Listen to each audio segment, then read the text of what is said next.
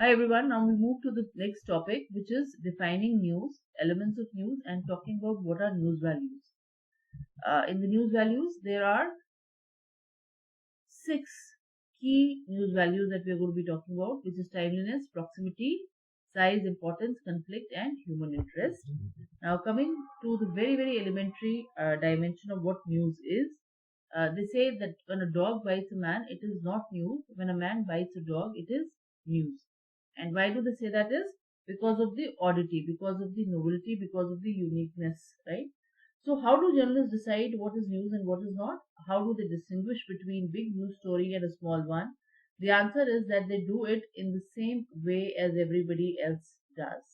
Everybody makes those same judgments whenever they decide to talk about one event rather than another. So the questions that a reporter actually asks is it unusual? Things are happening all the time, but not all of them are news, even when they are new. A man wakes up, eats breakfast, and goes to work on a bus. It has only just happened, but nobody wants to read about it because it is not unusual. Ordinary and everyday things do not make news. Of course, if that same man is 90 years old, was still catching the bus to work every day, it would be unusual. So, whenever you pick up a piece of information which you would want to call news, first question or the first thing that you should ask, or the first criteria that that fact should qualify is that fact unusual?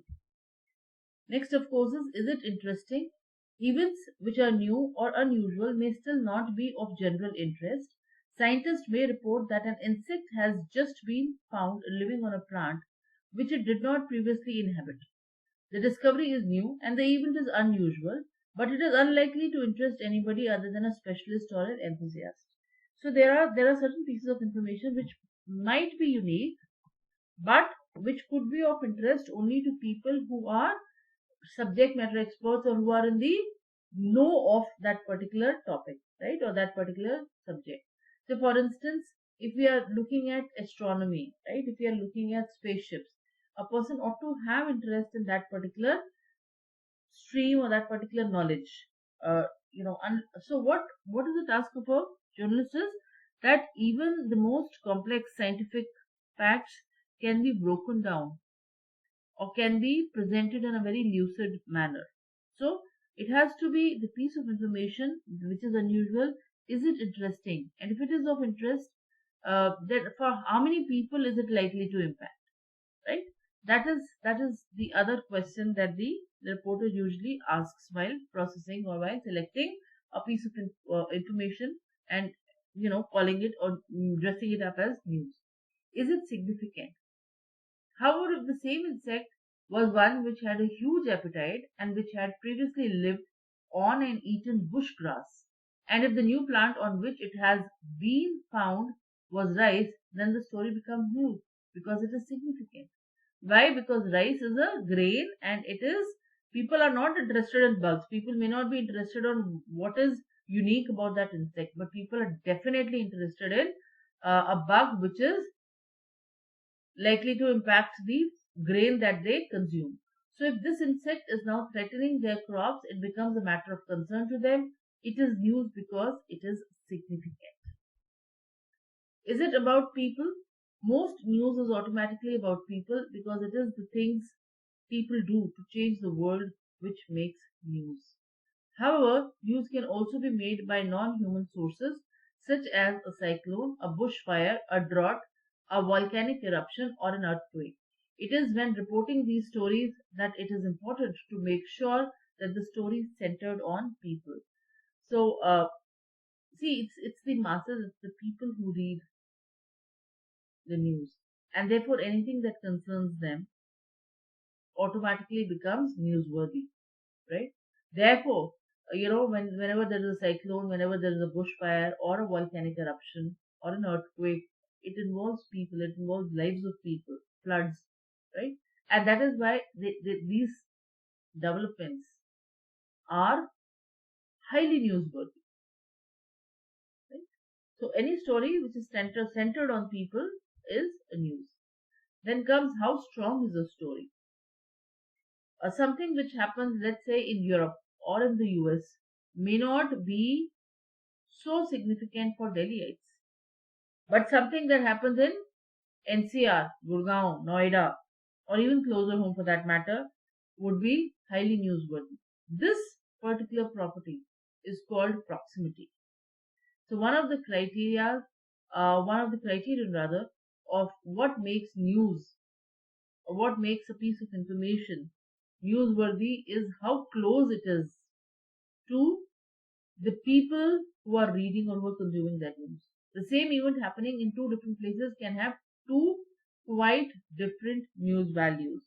So, I mean, why talk about? I mean, let me just give you one example.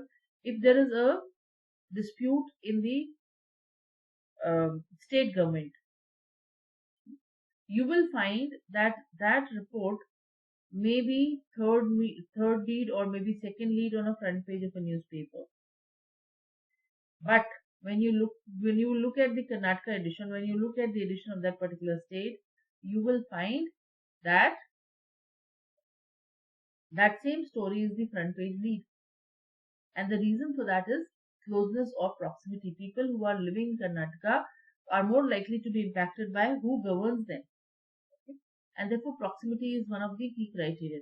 Next comes the personal impact. The average reader, listener or viewer may be a parent, a person wanting a good education for the children, dreaming of buying a car, looking forward to going home on leave, anticipating the next big community feast or festival.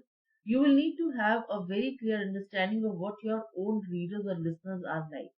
So when I'm talking about personal impact, why is it that we need to know, or why is it that such a lot of effort goes into reporting budget? There are debates or reporting election, because what is the key question that an average reader, listener, or viewer is actually asking? What is in it for me? There is budget happening. You are planning the next financial year. You are forecasting. But what is in it? How is it likely to impact my pocket? And on what can I base my decisions, whether I'm looking at buying a car or investing in a property? What is most important is what is likely to happen to my investment. So one of the best approaches to cover a budget is to list out what is going to go expensive and what is going to go cheap, right? And you will find this, or you will find this kind of a reporting being done every year in all the budgets. So personal impact is an important criteria for judging how strong is a story. Next is how do we get news? Government handouts, minister speeches, announcements of new developments come into the newsroom after being processed by press officers or public relation officers. So how do we get news? That means whether who's the source of the news? Is the source of this news Prime Minister's office, or is the source of news uh, Cabinet Minister's office? Is the source of news the executive head, let's say the Delhi Police Commissioner or the Municipal Commissioner, right? Uh, Whether the information is coming from Press Information Bureau. So the source of news is also what makes a story newsworthy. Where does news come from? We all know that, as I say indicated before, most of the news that we report on are coming from conflicts.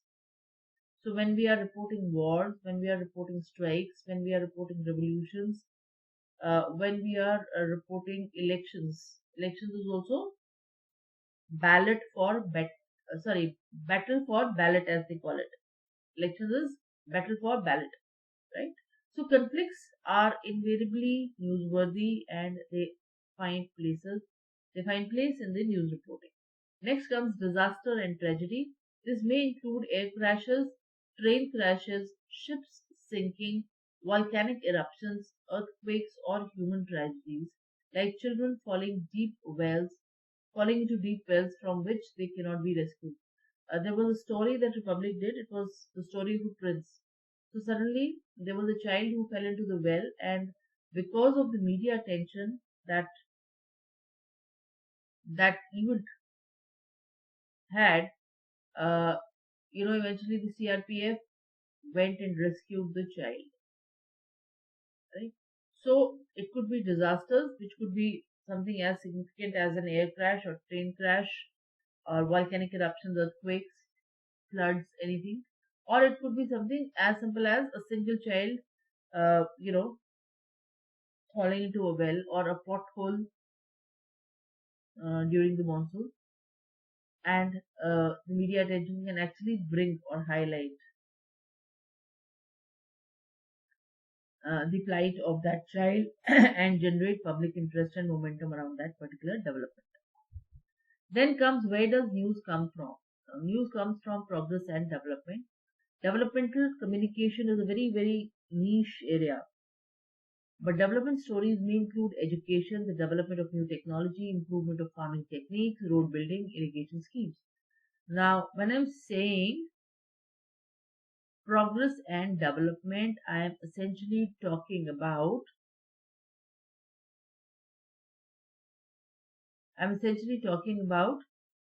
um, stories such as air pollutions, stories such as and all the communication about the government policy, whether it's a digital India, Make in India, or Atmanirbhar Bharat, or Fit Hai To Hit Hai, any of those. When we are looking at all of these, we are actually reporting on the developmental stories. Then comes crime. Any crime can be news, whether it is a road traffic offense, break and enter, corruption, forgery, rape, or murder. But more serious crimes or unusual crimes generally make bigger news stories. Where does news come from? It comes from money. All the money related stuff is highly newsworthy. These stories include fortunes made and lost, school fees, taxes, the budget, the food prices, wage rises, economic crisis, and compensation claims. Then comes the underdog. One traditional role of the journalist is to defend the rights of the little person. Religion, we all know religion is a very, very newsworthy thing, whether, Sri Ravi Shankar intervening in the Kashmir issues, all of that is religion based stories. Then people who are famous, we all know anything that is done by any prominent personalities, all the Bollywood celebrities. mm, Famous personalities, prominent men and women make news. What people in the public eye do, uh, the li- the lives they lead, and what they look like are all of interest. It especially is newsworthy when they fall from power, lose their money, and are involved in scandals. Then, where does news come from? News comes from health, wealth, and food and drink. So health is, many people are concerned with their health, so they are interested in stories. Weather may affect the daily routine of people and is of interest when it behaves unusually with exceptionally high or low temperatures or exceptionally high or low rainfall.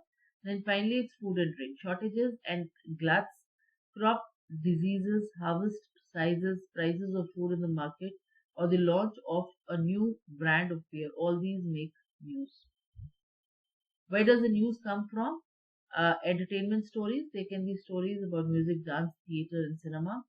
In sports stories, many people participate in sports and many others are spectators.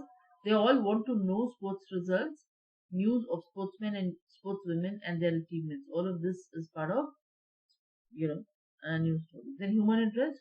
There are often unusual and interesting aspects of other people's life which are not particularly significant to society. Stories about these are called human interest stories. Now, what would be a human interest story? A human interest story could be a story which is about beating the odd. Let's say an underprivileged child um emerging as or becoming the president of India, Dr. Kalam. It's a human interest story. Rags to riches stories. All of those are human interest stories or beating the odds. That kind of a story is a human interest story. So with this, we come to the closure of the topic. Thank you.